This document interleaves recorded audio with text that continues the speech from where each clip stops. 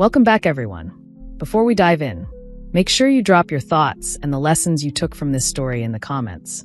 And don't forget to like and subscribe. Let's get into it. The call came just after Gabrielle had finally gotten all 3 children settled. Malia and Mason, the 5-year-old twins, were on the couch watching cartoons, and 2-year-old Isla had just drifted to sleep in her crib. Gabrielle was halfway through folding laundry when her phone buzzed. It was Desmond's boss from Atlanta. His voice was tight, almost afraid. "Gabrielle, I hate to tell you this over the phone, but there has been an accident. A boat Desmond was on went down off the coast near Miami. They found his wallet and personal items floating, but no body." Gabrielle's breath caught. "What?" she whispered. Her hands trembled. "What are you saying?" "I am so sorry," he said softly. The line went quiet. Her heart dropped. The laundry fell from her hands. Everything in the room blurred as the words "no body" echoed in her head. She sank to her knees, unable to speak. In the background, Mason asked, "Mom, what is wrong?" But Gabrielle could not answer because in that moment, her entire world collapsed around her, and her children did not even know yet that their father was gone. The hours after the call were a blur. Gabrielle barely remembered crawling into the living room where her twins sat waiting for their bedtime story. Her lips moved, but no words came. Mason looked up with wide eyes. "Mommy, why are you crying?" Malia scooted closer and hugged her shoulder. Gabrielle forced herself to speak. "There was an accident. Daddy is not coming home." The twins blinked, confused. "What do you mean?" Malia whispered. Gabrielle bit her lip until it bled. "Daddy is in heaven, baby." Mason's face crumbled. "But he promised he would bring us shells from the beach." That night, none of them slept. The next morning, Gabrielle tried to keep it together. She packed school lunches, brushed Malia's hair, and tied Mason's sneakers with trembling hands. The twins sat silently in the car, looking out the window as if something had been carved out of their little hearts. At school, Malia clung to her mother's leg, sobbing uncontrollably. "What if Daddy comes back and we are not at home?" she cried. Mason refused to leave the car at all. Gabrielle had to carry him inside, apologizing to the teacher as tears streamed down her face. At home, baby Isla refused her bottle, whimpering as if she could feel the shift in the air. Something gone, something broken. Days turned into weeks, and the grief took root like a vine. Gabrielle tried to maintain routine. Morning prayers, cartoons, homework. But the children were not the same. Malia began having nightmares, waking up screaming for her father. Mason, once cheerful and curious, barely spoke at all. He stopped eating his favorite cereal. He cried when Gabrielle hugged him, as if touch reminded him of what he had lost. At daycare, Isla started hitting other children and would not let anyone besides Gabrielle hold her. Gabrielle tried therapy, bedtime stories, singing lullabies. Nothing worked. She felt like she was drowning in their sadness and her own. She struggled silently. At night, when the children finally slept, she curled into the couch and sobbed into a pillow. She screamed quietly into blankets so they would not hear. Her arms ached from holding them all day.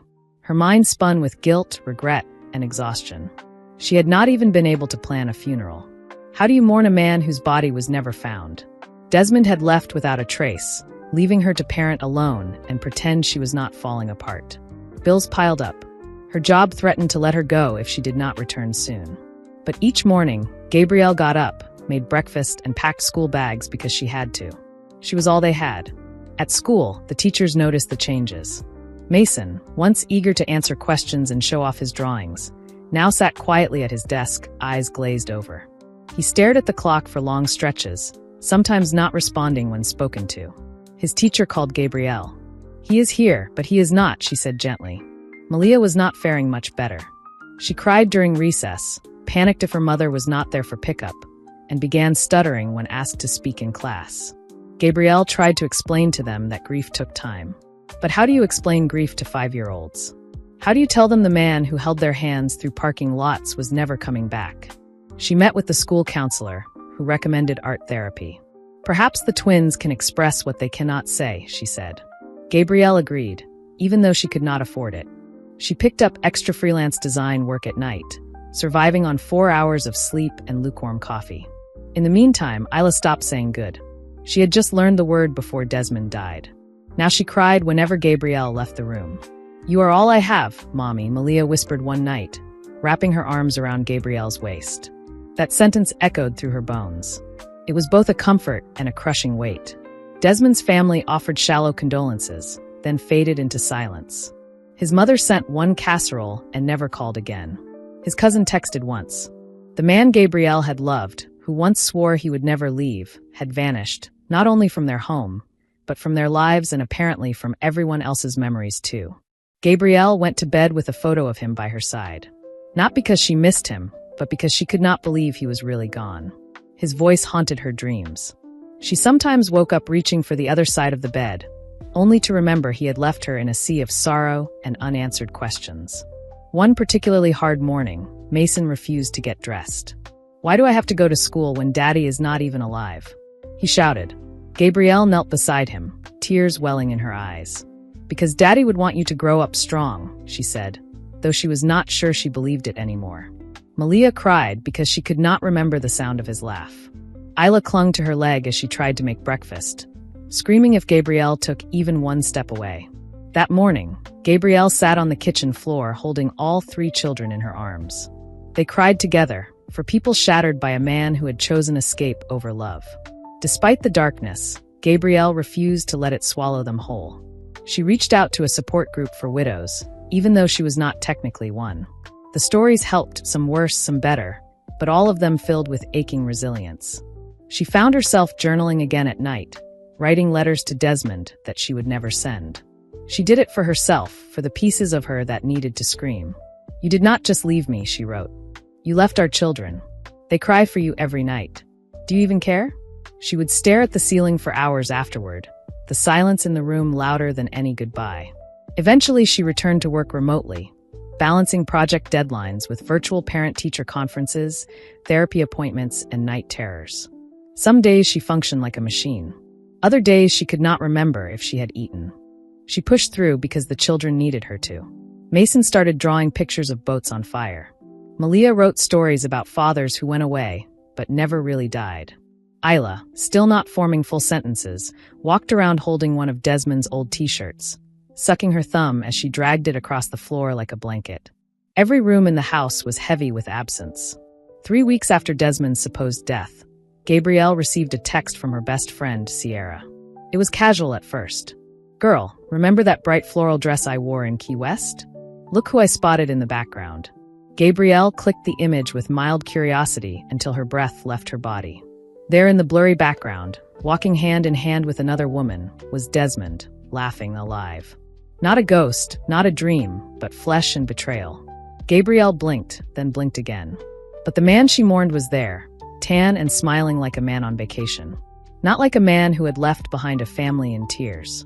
She fell to the floor, shaking, trying not to wake the children. Rage flooded her chest so sharply it hurt to breathe. All this time, while their children cried themselves to sleep and begged for one more bedtime story from Daddy, he was sipping cocktails in paradise with another woman. Her grief morphed instantly into disbelief and fury. She clutched her chest, not from sorrow, but from betrayal so deep it cracked something inside her. And yet, even through the rage, her first thought was not about herself. It was Mason, Malia, Isla. How will I ever tell them their father let them believe he was dead? Gabrielle did not act impulsively. She did not scream. She did not call Desmond. Instead, she called Preston Clay, a private investigator she found online with 5 stars and a history of exposing cheaters and liars. "I need to find a man who faked his death," she said over the phone. There was a pause. "I am listening," Preston replied. She sent him the photo. Within hours, he confirmed what Gabrielle already knew. Desmond was very much alive and staying at a beachfront rental in Key West under a false name. He had emptied their joint account 2 days before the trip. It was all premeditated. For 2 days, Gabrielle did not tell the children. How could she? Their pain was already unbearable. How do you tell children their father did not die, but chose to leave them? That he let them suffer just to start over with someone new? She held it in, holding them tighter each night as they cried. She spent those days formulating a plan with Preston. "Do not just expose him," Preston said. "Make sure the world watches when you do." Gabrielle nodded. It was not revenge she wanted. It was justice. And more than that, she wanted her children to know that their pain was not for nothing. That the truth, no matter how ugly, still mattered. Gabrielle decided she would not break the news to the children until she had everything in place. In the meantime, she moved with calm precision, contacting her lawyer about Desmond's life insurance claim, which had been pending due to the lack of a body. The agent had been hesitant to issue payment, citing unconfirmed death. Now Gabrielle understood why. She submitted the photo evidence discreetly. Within hours, the insurer froze the claim and launched a fraud investigation. Desmond's lie had begun to unravel. But even as the legal wheels turned, Gabrielle's heart remained in pieces. Not for herself, but for the children who still waited for bedtime stories and dreams of their father's voice. That Friday morning, Mason refused to go to school. He sat at the edge of the couch, arms crossed, face blank. "I do not care if I fail," he muttered. "Nothing matters." Malia, who had once adored coloring, now scribbled angry slashes across paper. "I hate the ocean," she said suddenly out of nowhere. "It stole Daddy." Isla, once energetic, now whimpered constantly and clung to Gabrielle's leg, even in the bathroom. Gabrielle tried to hold it together, but her insides trembled every time she heard Desmond's name from their lips. She needed them to know the truth. But how do you tell children their grief was planted by the one who was supposed to protect them? The breakthrough came when Gabrielle received confirmation of Desmond's birthday dinner reservations. Preston had learned through his network that Desmond's mistress, a real estate agent named Raven, was planning a surprise party for him in Miami. Gabrielle stared at the venue's name, an upscale restaurant Desmond had once promised to take her to. The irony was bitter. "This is your chance," Preston said. "We will stream the whole thing quietly. Legally." Gabrielle hesitated, not because she had doubts, but because she feared what it would do to her children. They had already mourned. Now they would have to be told that their tears had been for a lie. The night before the exposure, Gabrielle called her children into the living room. She sat them on the couch, holding one hand of each twin while Isla sat on her lap. "There is something I have to tell you," she began. "Something really hard." Mason looked at her curiously. Malia leaned against her shoulder. Gabrielle's voice broke. "Daddy is not dead." They stared at her, confused. "He is not dead," Malia whispered. "Then where is he?" Gabrielle swallowed. "He pretended. He left us to be with someone else." Mason's face crumpled. "He does not cry like that," Malia screamed. "He lied." Isla burst into tears. Gabrielle held all three of them as they cried and screamed. That night was the hardest of Gabrielle's life. But it was also the moment they stopped grieving a ghost and started healing from a betrayal. The next day, Gabrielle flew to Miami with Preston and a small media team posing as event videographers. She wore a black jumpsuit and her natural curls pulled high. There was no revenge in her heart, only resolve. As guests arrived at the venue, Gabrielle sat in a hidden booth with a live stream ready. The children stayed with Sierra, who promised to protect them from any public fallout. When Desmond walked into the restaurant, beaming beside Raven, Gabrielle pressed go live. She stepped out from behind the curtains and walked straight toward him. "Happy birthday, Desmond," she said, calm and clear. He turned smiling until he saw her. His face drained. Desmond froze as the crowd turned to Gabrielle. Raven, still smiling with a champagne glass in her hand, looked confused. "Who is this?"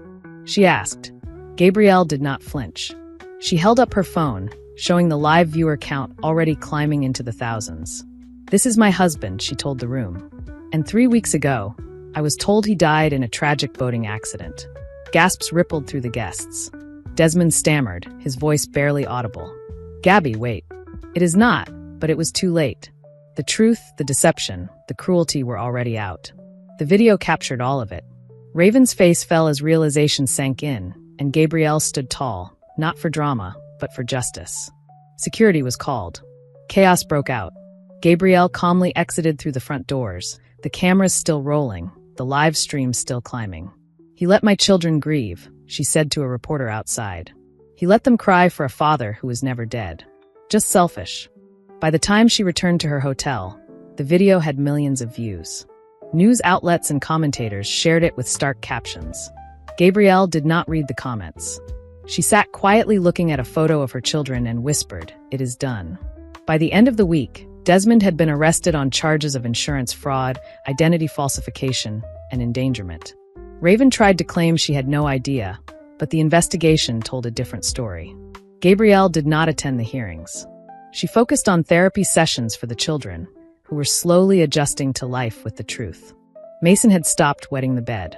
Malia went back to art therapy. Isla stopped carrying around Desmond's t-shirt.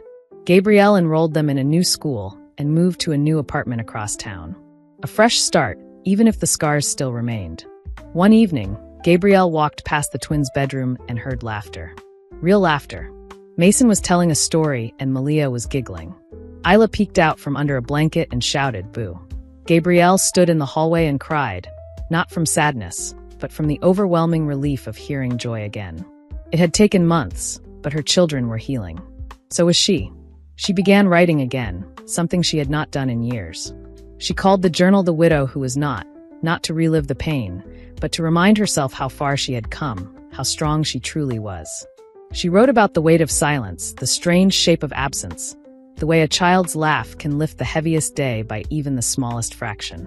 Gabrielle eventually used the frozen life insurance funds, now awarded to her due to Desmond's fraud, to start a nonprofit. It was called Second Sunrise, dedicated to supporting single parents who had been abandoned or deceived. She hired counselors, trauma coaches, and lawyers. Her inbox filled with messages from other women, some widowed, some betrayed, all broken at some point and looking for a foothold. She did not see herself as a hero. She was simply a woman who had survived what was meant to destroy her. Through that survival, she found something stronger than love, purpose. Months passed and Gabrielle's name quietly spread through parenting circles, women's support networks, and local media. She was invited to speak at a conference for survivors of domestic betrayal in Atlanta. Standing at the podium, she took a breath and said, "He did not just fake his death. He faked a future.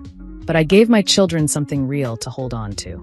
Her words brought the audience to tears. Afterward, one woman approached her and whispered, "I thought I was losing my mind, but your story saved me." Gabrielle nodded, realizing her pain had become a bridge for others. Mason started drawing superheroes again. One evening, he showed Gabrielle a sketch of a woman with a cape and 3 children under her arms. "It is you," he said proudly. Malia painted a picture of a sunrise over their new house. "We are okay now," she told her mother. Isla, now 3, finally started forming full sentences, and her favorite one was "Mommy Strong." Gabrielle held on to those words more than any headline or courtroom win. She had stayed strong not because she had no choice, but because she refused to let their pain define them. One afternoon, while reorganizing her bedroom closet, Gabrielle found a box of Desmond's old things. His cologne, a tie, some cufflinks. She stared at it for a long moment before carrying it out to the trash. The weight that had once choked her was now light enough to release. She did not cry. She did not hesitate. It was no longer part of their story. The next morning, she and the children took a trip to the mountains. They hiked, laughed, and roasted marshmallows by a fire. No mention of Desmond. No sadness. Just 4 people smiling under open skies. Gabrielle legally changed her last name, and the children's too. Not out of spite, but out of power. She chose a new name that meant new day. Their identification cards, school forms, and mail now reflected the life they had rebuilt. Desmond's trial ended with a long prison sentence. She did not attend the sentencing. She did not need to. She already had closure in the way Malia now hummed to herself while drawing, in Mason's smile when he ran across the playground, in Isla's voice saying, "I love you, Mommy," without sadness in her eyes. On the 1-year anniversary of Desmond's fake death, Gabrielle did not mourn. She lit a candle, not in memory of who he was, but in celebration of who they had become without him. As her children danced in the living room to music playing softly from her phone, Gabrielle watched them, heart full. "We made it," she whispered. "We really did." She thought back to the first night after the call, how the house felt like a shell, how the air pressed in with a weight she could not name. She remembered the twins' questions, the way Isla's fingers curled in her shirt, the ache that set into her bones like winter. She had not known then that the story would turn, that truth would arrive with such clarity she could not look away, that courage would come in small, stubborn measures. Second Sunrise took root in the community. Parents gathered in a bright, practical space with toys neatly stacked in the corner and coffee brewing on a side table. There were legal clinics twice a month, a grief circle on Wednesday nights, and a playgroup supervised by volunteers so that caregivers could sit with their thoughts for an hour without a child in their lap. The nonprofit's bulletin board filled with flyers, jobs, childcare co-ops, shared rides to appointments. Gabrielle watched a father settle into a chair one afternoon and admit he had no idea how to braid his daughter's hair. A volunteer showed him patiently. Another day, A mother sat with a clipboard while a pro bono attorney explained how to freeze a shared bank account when fraud was suspected. There were no miracles here, only people helping people through the hard parts. Sierra stopped by often, arms full of snacks and humor that never cut. She kept the children on weekends sometimes so Gabrielle could rest. They did puzzles on the living room floor and sang along to children's songs in voices that were not quite on key. Sierra never brought up the video unless Gabrielle did. When they spoke about it, they spoke about courage, about how truth is a clean blade that still wounds, and about how healing does not arrive all at once. At school, Mason's teacher sent home a note. He volunteered to read aloud today. Malia's art therapist shared a watercolor with Gabrielle. A grove of trees and a small figure in bright yellow walking toward the light. She says the person is you, the therapist said. At pickup, Isla pressed a leaf into Gabrielle's palm and said, "For you, Mama." Preston stopped by Second Sunrise one afternoon with an envelope. "You might want this for your records," he said. Inside were printed copies of the documents that had helped unwind Desmond's lie. Reservations, the rental contract, the fake name tied to a delivery for a case of sparkling water. Gabrielle filed them neatly. She did not need to look at them again, but she kept them because truth, too, is a kind of anchor. In the quiet after the children went to bed, Gabrielle sometimes sat with a cup of tea and read from her journal. The earliest entries were raw, words scratched onto the page slanting toward a margin, as if trying to escape. The later entries were steadier, the lines even, the sentences complete. She did not think of it as progress. She thought of it as breath. She wrote down the small rituals that steadied them. The way Malia tucked a stuffed bear under her pillow and whispered goodnight. The way Mason lined up his shoes by the door, Saul's touching. The way Isla insisted on choosing her own socks, mismatched on purpose. She wrote how these small acts knitted a life back together once the seams had burst. When the nonprofit received a modest grant, Gabrielle added a family lawyer to the staff and expanded the play area. They painted the walls a calm shade and put sturdy plants near the windows. The community contributed backpacks at the start of the school year. A neighborhood barbershop offered free haircuts every first Saturday. On those mornings, the lobby looked like a small celebration. Children grinning, parents exhaling, a kind of ordinary kindness made visible. A reporter asked to profile Second Sunrise. Gabrielle agreed on the condition that the piece focus on resources, not spectacle. The article mentioned her by first name and described the services with precision. Donations increased, volunteer applications arrived, and 2 new support groups formed.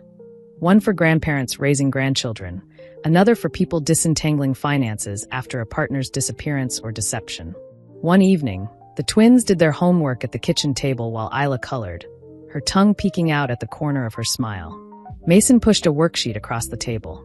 "Can you check this?" he asked. Gabrielle read his careful letters. He had written, "Family is the people who stay." She circled the sentence with a small star. Malia's teacher sent a note inviting Gabrielle to a student art show. On the night of the event, the hallway was bright with color. Paper sunrises, collaged rivers, portraits with crayon-sure eyes. Malia pointed to her canvas. A house with a wide door and 4 figures under an arc of sky. The title card read, "New Day." Gabrielle felt the doorway widen in her chest. When the children slept that night, Gabrielle stepped onto the balcony and stood under a clean dark. The city moved around them. A dog barked, a siren passed far off, someone laughed on the sidewalk below. She did not make a wish. She did not pray for what was already in motion. She simply stood and acknowledged that they had crossed through something. Sierra texted a photo the next morning. The twins in the park, hair wild from the wind, Isla looking up with the serious focus that always preceded a grin. Underneath she wrote, "These faces could power the grid." Gabrielle smiled. Light did not cure everything, but it helped. On the anniversary of the night, she told the children the truth. Gabrielle baked a small cake. They lit a candle and named one thing they had learned that year. Mason said, "I can stand up even when I am scared." Malia said, "I can love people who love me back." Isla said, "Mommy strong," and clapped until the candle flickered. Gabrielle said, "We do not disappear."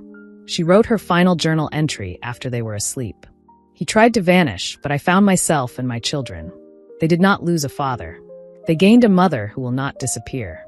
She closed the notebook and put it away, not to forget, but to mark that the record had become a foundation rather than a wound. The next morning, Gabrielle rose early, packed lunches, braided hair. and tied shoelaces that had already begun to loosen with play.